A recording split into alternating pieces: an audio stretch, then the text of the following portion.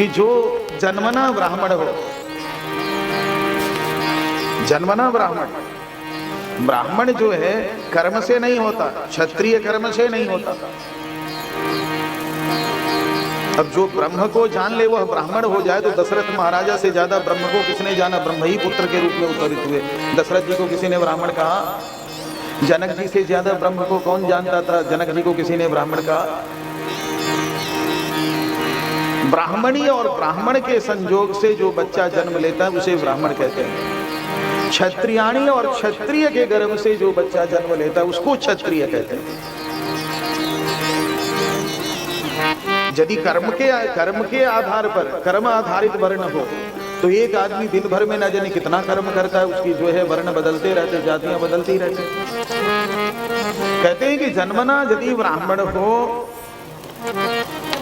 वो कभी झूठ नहीं बोलता हो, किसी की निंदा नहीं करता हो, पाखंडी नहीं हो, ईर्ष्यालु नहीं हो, हिंसक नहीं हो और घमंडी नहीं हो, तो उसका आशीर्वाद कभी निष्फल नहीं जाता है। जो आशीर्वाद दे देगा वो होकर के रहेगा।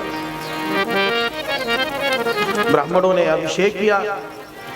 इसके बाद कहते हैं, ये देखो मैं नहीं कह रहा हूं, श्रीमद् भागवत दशम स्कंद का 7वां अध्याय का 13वां श्लोक बोला। अब 17वां श्लोक में कहते हैं, ब्राह्मण लोगों ने आशीर्वाद दिया, जो पूर्ण ब्रह्म है, सनातन ब्रह्म है, जिनके आशीर्वाद से सृष्टि चलती है, वो मनुष्य के बालक के रूप में दर्शन दे रहे हैं। उनकी यह लीला है।